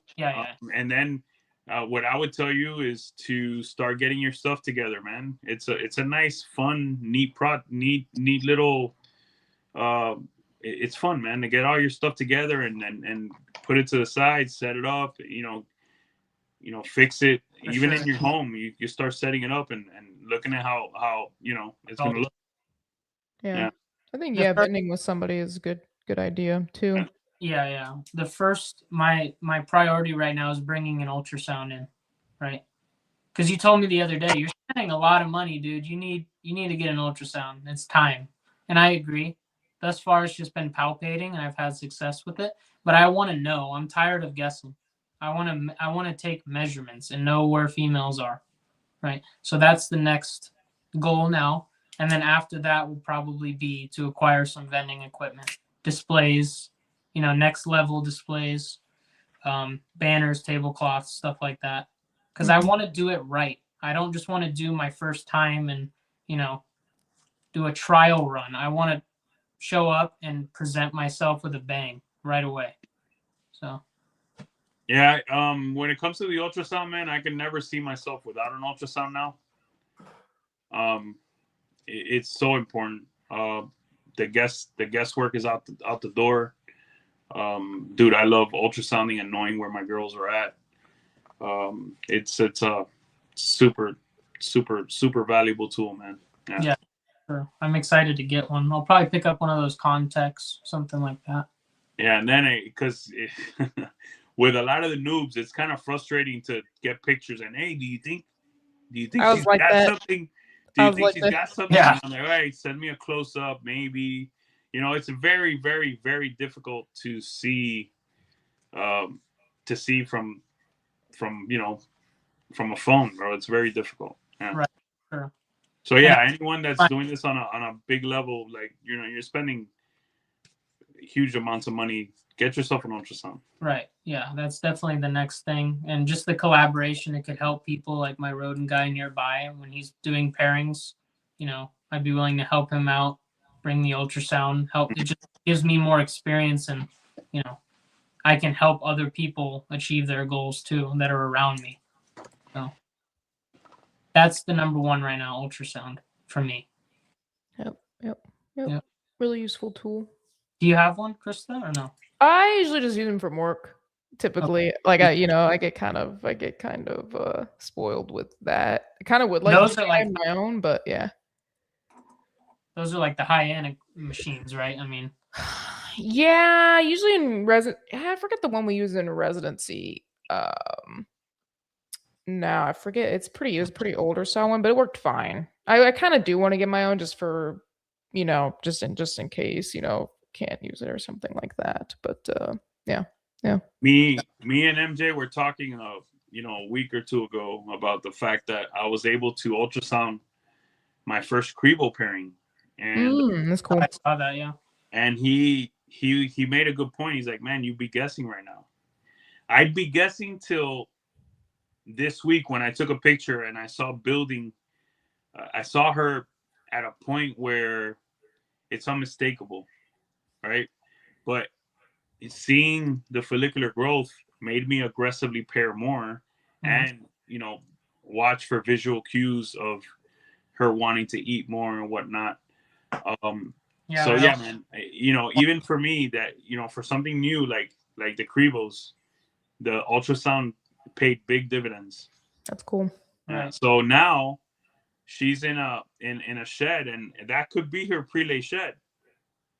I have to now, I'm learning as I go, because with colubrids it's a lot faster. The whole process is faster. This might be her prelay shed, bro. So again, the ultrasound was instrumental in me also learning to breed Crebos. Right. Yeah. That's super dope. That's exciting. I can't wait till you actually have eggs on the ground. I'm sure Hopefully, fingers crossed, the male did his job. He was with her, the whole week this week, pretty much. Yeah, man. Back to you. We're at wrap up topic time. You want to go first, Krista? Yeah, I have one that let me see. If I have a couple of them, I'll see what. Maybe if you don't like this first one, I could probably do the other one. I just find it interesting, like do both. Okay, I don't even know if it's really a wrap up topic, but it's more of like a question. But say if you were like coming into this and you had like $1,000, what would you do with that $1,000?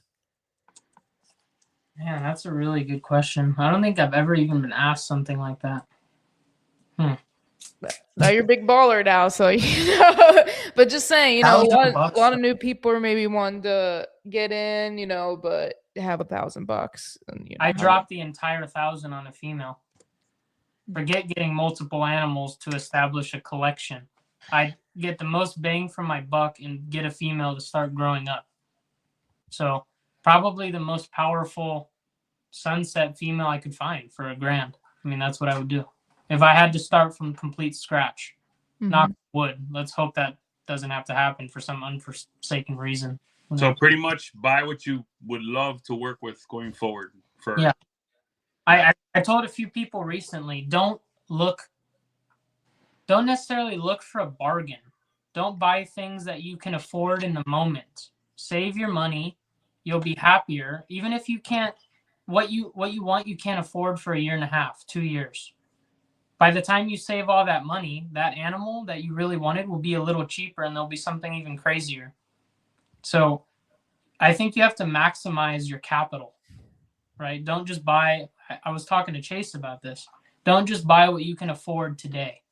Start saving for what you want, no matter how long it takes. Because by the time you can afford it, like I said, you can probably afford something better now because prices come down. They get suppressed. So yeah, I think the craziest sunset animal I could find for $1,000, a female. If I only had $1,000, that's what I would do.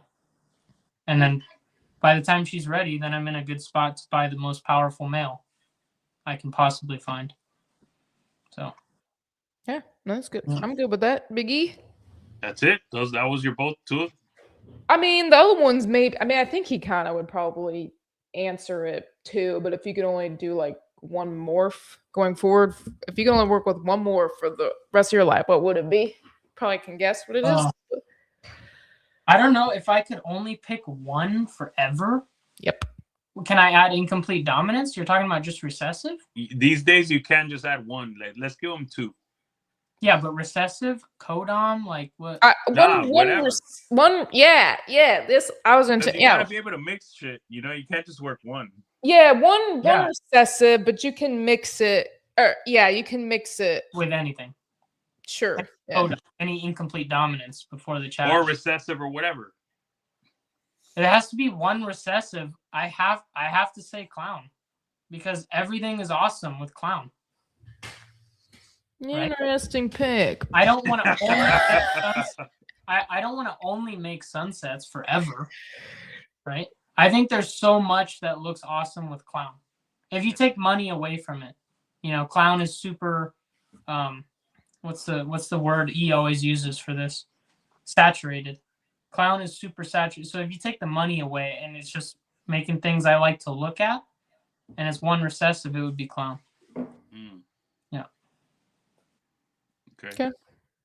Because I so much with it. I don't know. I can't. I know you wanted me to say sunset, but I can't. I don't know. I don't want to only commit to sunset forever. Like, I love clown, but it's very hard to commit to any one thing. Yeah, it's almost impossible. Shit, if you were to ask me, I'd have to commit to something that's new and exciting to me right now. Right. I don't know. That's very difficult. It would have to be Exantic plus puzzle maybe, or Exantic plus, I don't know. Again, very difficult. It's very these days it's very difficult to pin it down to 2 or 3 things. It's just extremely difficult. I love looking at lavender. Do I want to only make lavender? No, because after 10 years, you get bored of looking at lavender. Yeah. Like, so it's a really hard question. That's why we all work with one thing. We have a lot of shit. I don't know. Yeah.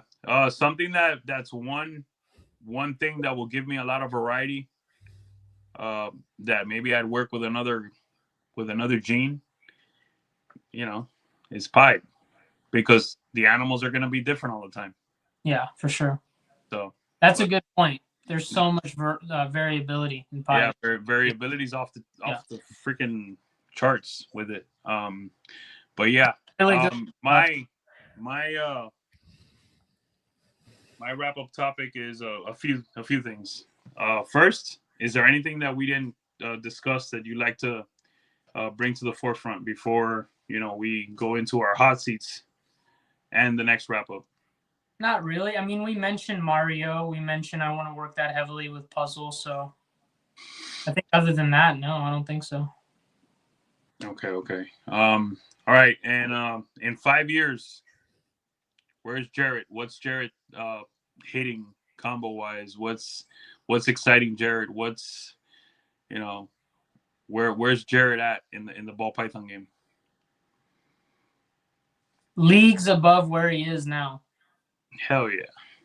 Triple quad recessives with sunset, triple recessives with puzzle, hypo DG clown combos, even 6 to 8 gene clown combos that I like, Kraken plus other shit.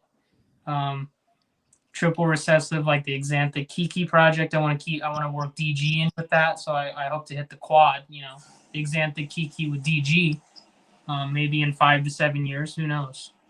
I want to progress every single year like I did in 2025. Every year I want to do better. Okay, so the next question I have for both of you, which I went off script. Okay. Where do you guys, and I'm gonna answer after you guys, where do you guys see yourself in the Chondro game in the next 3 or 4 years?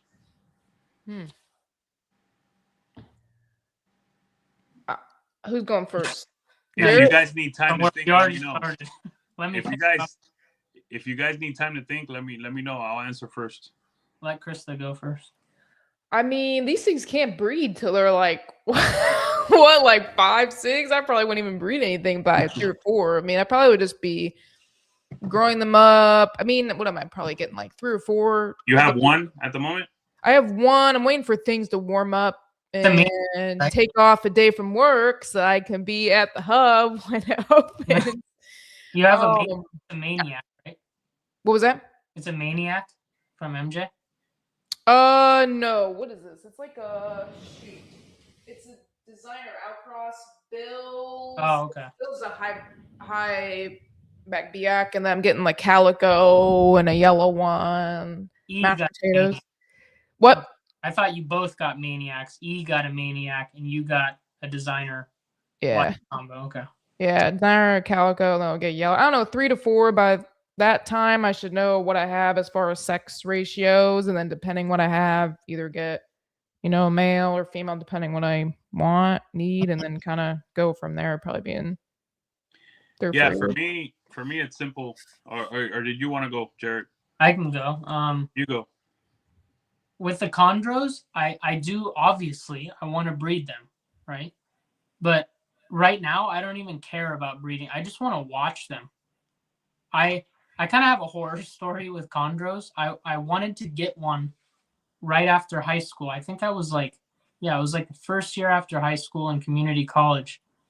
I wanted to buy an extra large Exoterra and, get it all fitted out, get it perfect before I got United States captive born and bred neonate. So I bought an enclosure from Petco at the time, right? An Exoterra. They didn't have it in store, so they shipped it. And I got the notification it was delivered. I go outside and I pick up the box, and instantly I'm like, this is 1,000 pieces of glass inside the box. This is completely shattered. I opened the box, sure enough, it was destroyed. So got a refund, got the enclosure back, tried again. I was like, that must have been just a crazy shipping accident. Enclosure comes in again, shattered in 1,000,000 pieces. So I return it, get my money back, and I just buried it. I was like, whatever, one day I'll get a green tree. And eventually that led me to this past year where I got my first one. I just waited, kept learning, seeing all the stuff that was coming. I didn't know anything about designers back then. It was just, I wanted a pure locality sarong. That's all I wanted. And that morphed into, I saw the blue stuff from House of Blue. I saw the stuff MJ was producing. I met Dan DeLuca. That's when we, decided to make something happen with the benefit auction for Vin Russo. I didn't win it, somebody else did, but then they were kind enough to kind of give me the win, and we made that happen. But yeah, like I said, I don't really even care about breed. I just want to watch them. 3-5 years from now, I hope to just wake up in the morning to look at blue animals. That's all I care about. The bluest animals I could possibly have. That's my goal. It may take 15 years to refine it. I like the high yellow stuff too from Carly. So if I can bring those two projects together, that would be ideal for me. That's what I like the best. Yeah, for me, I'm just hoping this one I have is a female. Yeah. Down the road, I'm just hoping to have a pair and maybe give it a shot. It's just pure passion projects. Yeah. I just want to have a pair eventually. I don't see myself going deep into it. They're beautiful display animals as well. They're beautiful, man. I'm looking forward to the changes. Just like you said, watching it, grow and change. But yeah, for me, hopefully this one's a girl, and I could eventually have a pair here at Villarino Reptiles. I would love that. That's my goal right now. Yeah. I remember seeing the first one in person at a local pet shop, like an exotic. It's since closed, but it was an exotic reptile store out here in Santa Clarita. And it was like the pinnacle of the store. It was in the front of the store, ahead of anything else you saw when you walked in. It was in like a beautiful display with a fogger, an adult animal. So I've always looked at them as the pinnacle. Like emeralds and chondros are to me, like the king. Like really, it was always the top of the mountain, the pinnacle. Yeah. Hey guys, before the hot seats, we need to run our commercial. Okay. Yeah, I can run. Is there? I don't think he said like a specific one. We talked about Prague. We'll do Prague. Okay. We'll be right back. Smooth Sorry for the transition. interruption, folks, but a quick word from our sponsors. If you're in front of the line, cutting edge, high-end ball python projects, you don't want to miss this. Shout out to Teresa and shout out to Devin over at PRAGUE MORPHS, the heaviest hitters out of Europe, currently in the ball python game. If you're into the double, triple recessives such as puzzle, hypo, and other amazing recessive, incomplete, dominant, projects, and make sure you head over to PRAGUE right now on Instagram. Check them out on YouTube. You can find all the links in the description below and many more updates with RGI and PRAGUE to come. So again, thank you so much, Devin and Teresa over at PRAGUE. Cannot wait for many more collaborations. Okay, want me to play another one or? That was a smooth transition. What? That was kind of short, but okay. I can do another one. Nah, I mean, he has a whole set for. It takes a little bit, but no, I guess we're good. Guys, hit that like button for the homie Jarrett, okay? And, for the Trap Reptile Network, let's go. Yeah, man. Krista, you ready with those hot seats? Yeah. Hot seat or word association. I always get I don't know. Maybe I'm gonna, you know what? I'm gonna do my own thing. I'm gonna mix them both. I'm gonna mix them both and just go with it. Okay. Milk. Cookies. Red chondro or yellow neochondro? Red. I love yellows though. Coco. Is this a word association or? It's a mix of both. Coco. What brand of cocoa do you use or like? I currently use Freedom Breeder cocoa blocks. Okay. Yeah. First meal for baby for neochondro. I am not the right guy to ask that. Okay. What about boss?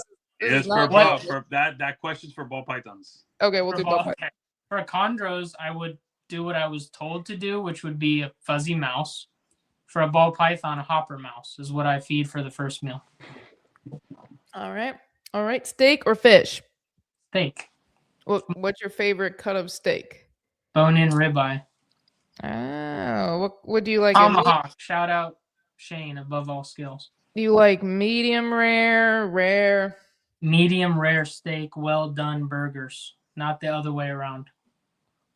Whoa, wait. So you want a well done burger, but you want a medium rare steak? Yes. Why? It's fucked up. I don't want my burgers to be pink. If it's like a restaurant style burger, sure, but like a thin patty, like In-N-Out, I don't want to see pink. Oh well, no, yeah, nobody gets that like right. that. But if it's acceptable, if it's well done, Okay. Medium rare steak. If you have it the other way around, you have a problem. Okay. This is going well. Van Halen. Hey, Van Halen or Sammy Hagar? Van Halen or Sammy Hagar? Van Halen. Wait. Hang on. Sammy Hagar. But Sammy Hagar was in Van Halen. So what are we? Are you talking about solo careers or something? Did they have? Is that what he asked? Isn't that what he asked? I don't know who either of these two people are, so I can't really comment. Sammy Hagar that's what he asked. If maybe I'm wrong. Hopefully I don't sound. He does Van Halen or Sammy. You've seen a lot of. You've seen these shows.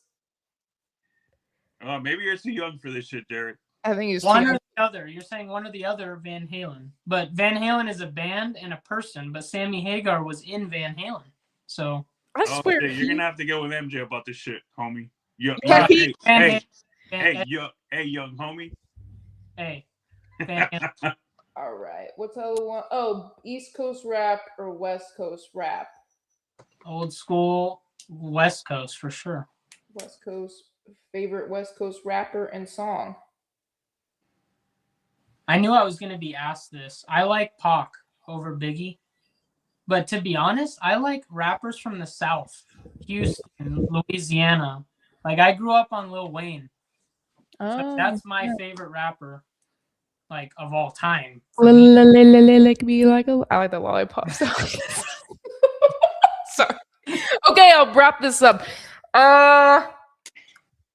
Boo Sports or Yay Sports?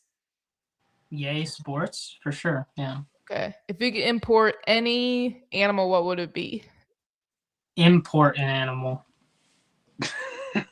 I mean, maybe a basin with the right like tutelage, like from someone like MJ. Like I wouldn't just do it blindly, but with the right, guidance, probably a basin. Okay. I can't something else I would import that I couldn't get, like captive bred. Krista. Captive Bred Basin. Coolest reptile network in the world. Krista, I love you, man, but we're gonna be making fun of these hot seats for a minute. Oh, hopefully MJ doesn't watch this. Yeah, he's No. gonna watch it for sure. So, nah. He said you're in good hands. Don't worry. So Yep. He said I could make them up, so that's what I did with my own flair on it. is that All it? right, my turn. No, he didn't answer. Hey, The hey, coolest reptile coolest network in the world. Reptile podcast Obviously, this in the one. world. There isn't another that I can even think of in the hot seat. So that's Hey. worth watching at least. Hey, and that's a fact. Jack. Cheat. Cheat. All right, here we go. You gotta keep one, bro. I'm gonna give you two options. You gotta keep one. There's no if, ands, or motherfucking buts about it. Okay? No motherfucking buts about it. All right. Yeah. This how we do. You know, decisions hurt. You know, but you gotta make them sometimes. Theoretical and completely imaginary. But Yeah. All right. Sunset or Monarch? Sunset. Damn, that was pretty easy. Yeah. I mean, All right, Clown or Exantic? This one's clown. easy. Clown. Hypo or DG? Shit. That one's hard. Shit. Probably DG. I think DG's better with more stuff, but I love both. You kind of need them together. In a lot of Wookie or Acid? Wookie. I love both. They're both on my top 5. Mario or Mandarin? Mario. Ooh. DG Exantic Clown or Super Chocolate Hypo DG Clown? Super Chocolate Hypo DG Clown. Chocolate. Nah. JP Reptiles, man. That's one of the best animals I've ever seen. I love the DG Exanthic Clown, but I love Super Chocolate with Hypo and DG.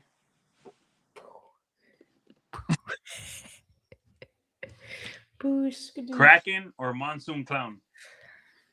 Oh, shit.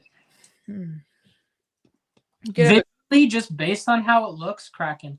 could have a Kraken monsoon clown, technically. Yeah. Chondros or Emeralds? Oh, man. I would say emeralds are my favorite species, but there's more colors in chondros, so chondros. All right, man. That's all I got. But you got a black eye. Boom. I feel like I'm not going to live that one down for a while, but Nah, you're good. You're good, bro. I'm just fucking with you. Got knocked out. All right. Ooh. Is that a wrap? Great episode, man. It's a wrap. You're an up and comer, bro. You're gonna kill it in this game, man. Hopefully. That's the goal. And I'm not saying that because you're my boy. It's just you ain't never scared. And you're Never, gonna ever. So let's go. Yeah. Great episode, bro. Thank you That's for coming a wrap. on with us, and thank you for Shout all the out to support. Pat. Hey, thank you for all the support, bro.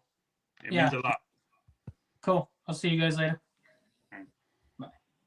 Bye-bye. All right. We didn't do the whole situation where they could find him and all that. Guys, you can find Jarrett at Scalation Nation on Instagram. Jarrett Ray on Facebook. Go follow his Morph Market, Scalation Nation. Homeboy's got some fucking heat coming. Mhm. We messed up and didn't ask him what MJ usually asks. MJ's a professional, man. It's very difficult. It's not an easy ball game to run this show without MJ, man. MJ is the consummate professional. 750 episodes in. This is not easy. So yeah, go follow the homeboy Jarrett. Also go join the Trap Talk Reptile Patreon. Yep. Links below. Yeah, go follow the V Unit.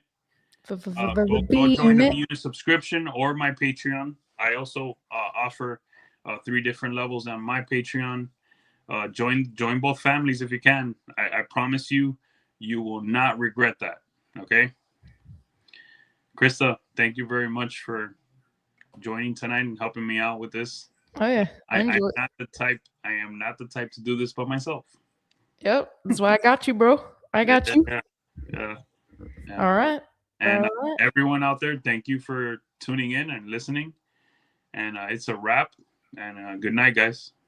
Good night. And put up the thumbnail and let's go. Unit. Reunite. Chi. Chi. Oh wait, I gotta end it. Okay, it's ending.